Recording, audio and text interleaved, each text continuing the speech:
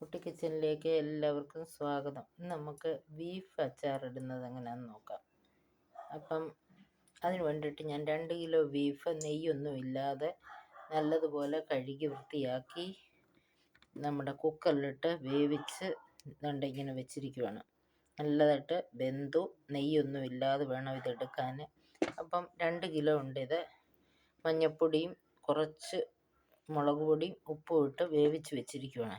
ഇനി നമുക്കിത് ഒരു പാനിലേക്ക് എണ്ണ ഒഴിച്ച് ഇത് വറുത്തെടുക്കാം. എണ്ണ ഒഴിച്ചിട്ടുണ്ട്. എണ്ണ ഇവിടെ നല്ലതായിട്ട് ചൂടായിട്ടുണ്ട്. ഇനി നമുക്കിതിലേക്ക് ബീഫ് ഇട്ട് കൊടുക്കാം.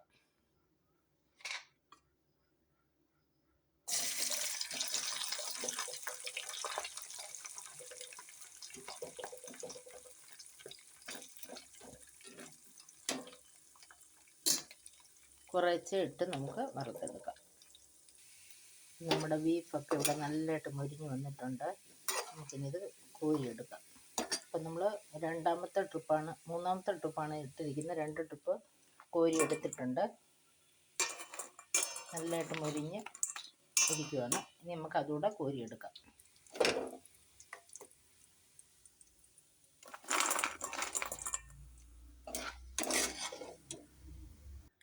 നമ്മൾ ബീഫെല്ലാം വറുത്ത് കോരി വെച്ചു. ആ എണ്ണ മാറ്റി ഇനി വേറെ കുറച്ച് എണ്ണ ഒഴിക്കാം. നമുക്ക് നല്ലെണ്ണയാണ് നമ്മൾ ചേർക്കുന്നത്.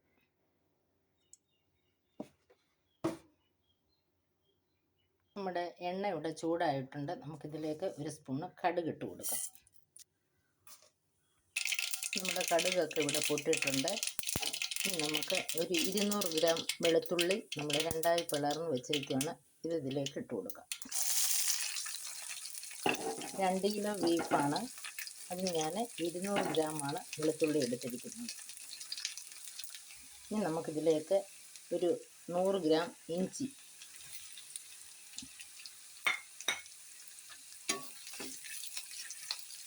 നല്ലതായിട്ടൊന്ന് വഴറ്റിയെടുക്കാം. ഇത്രയും കറിവേപ്പില,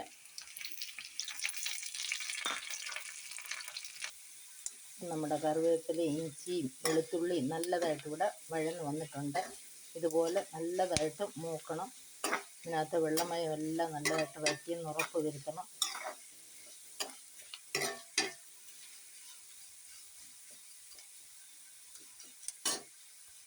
നമ്മുടെ വെളുത്തുള്ളിയെല്ലാം ഇവിടെ നല്ലതായിട്ട് മൂത്തിട്ടുണ്ട്. ഇനി നമുക്ക് തീ ഓഫ് ചെയ്യാം.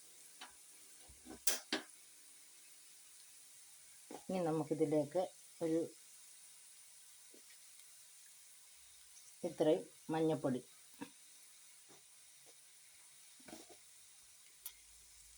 ഒരു 1/4 സ്പൂൺ അളവിൽ ഉലുവപ്പൊടി. തീ ഓഫ് ചെയ്തിട്ട് വേണം, അല്ലെ പൊടിയെല്ലാം കരിഞ്ഞു പോവും. കായപ്പൊടി,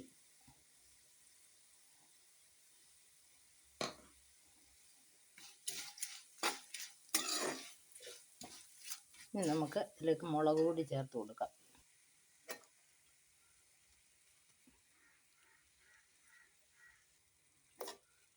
ഇതിനെ നിറച്ചൊരു തവി ഇട്ടു, പിന്നെ ഒരു ഇത്രയും കൂടെ.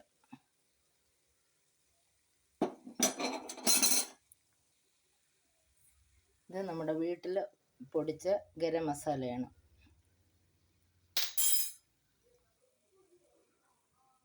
കുരുമുളക് പൊടി. അപ്പം ഇനി ഇതെല്ലാം കൂടെ നമുക്ക് നല്ലതായിട്ടൊന്ന് മിക്സ് ചെയ്യാം. ഇപ്പോൾ നമ്മൾ കുറച്ചിട്ടാണ് വേവിച്ചത്. ഇനി കുറച്ച് ഉപ്പൂടെ വേണം. അപ്പോൾ ഇതിൻ്റെ ഈ പച്ചമണം മാറുന്നിടം വരെ നമ്മളൊന്ന് ഇളക്കി യോജിപ്പിക്കാം. നമ്മുടെ പൊടിയൊക്കെ ഇവിടെ മൂത്തിട്ടുണ്ട്, കരിഞ്ഞു പോകരുത്.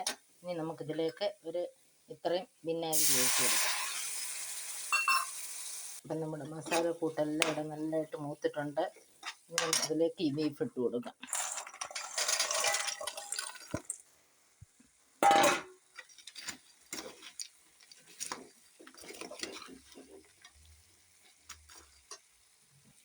ഇപ്പം നമ്മുടെ സൂപ്പർ ടേസ്റ്റി ആയിട്ടുള്ള ബീഫ് അച്ചാർ ഇവിടെ റെഡി ആയിട്ടുണ്ട്. ഇത് നമ്മൾ കൊറിയർ വഴി അയക്കാനുള്ളതാണ്.